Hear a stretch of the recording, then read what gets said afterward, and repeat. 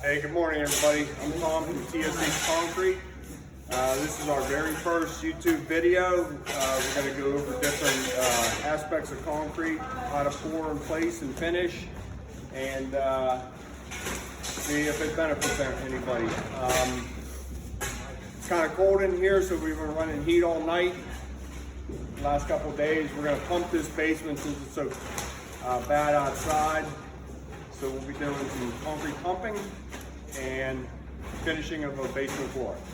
So in a couple minutes we'll get started, and I hope you enjoy it. Okay, what we did, whenever you first start pumping, it comes out of the hose real wet. It's called a slurry.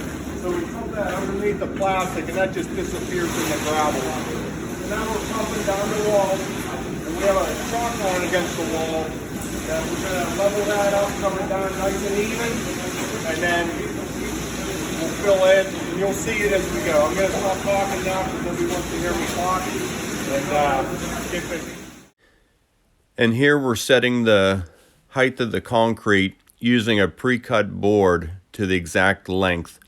And we just put that underneath the floor joist and take a hand float and level the concrete to the bottom of it, setting the concrete exactly where we want it.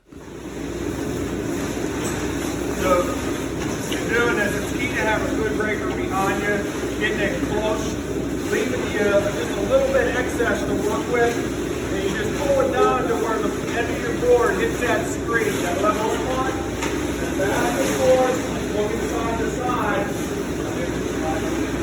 You got your ends down where you want them to be, shake that middle line. Slowly move back. This is a little bit wet. It's a little bit wetter than we like, but it's not that. Yeah, we're going to put it on that.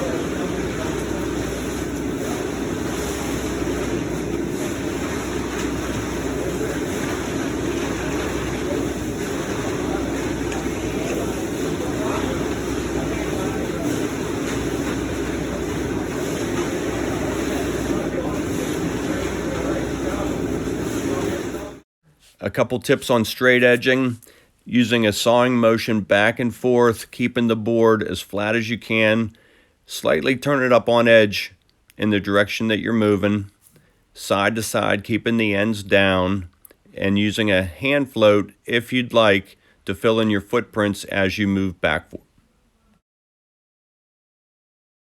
As far as crack protection, we are using a zip strip in this floor, and it's a plastic strip that we place in the concrete when it's wet, and it's two pieces, and we peel off the top, as you'll see here in a minute, and then we just screed right over top of that as we're troweling the concrete. They don't stay perfectly straight, so on a floor that is exposed, not covered, you may decide to use a saw cut for a straighter crack control method. After we're done straight edging it, we push a bull float across it to smooth it out even further and get ready for troweling.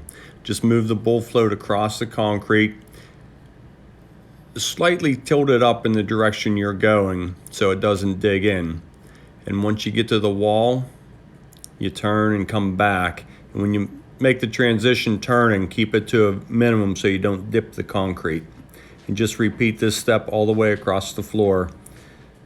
And you can hit it 2 or 3 times if needed.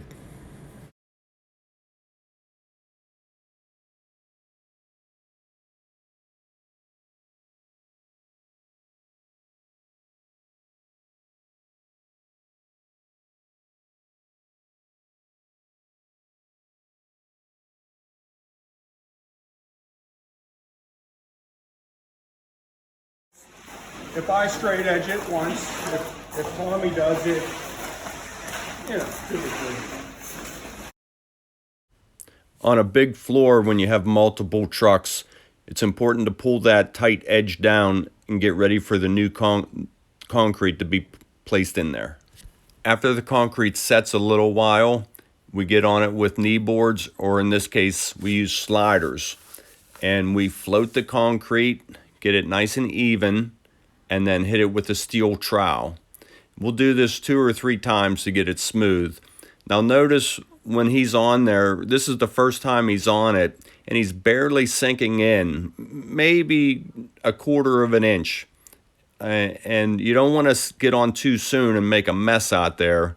But it's a big floor, you got to get on it, you know, before it gets too tight.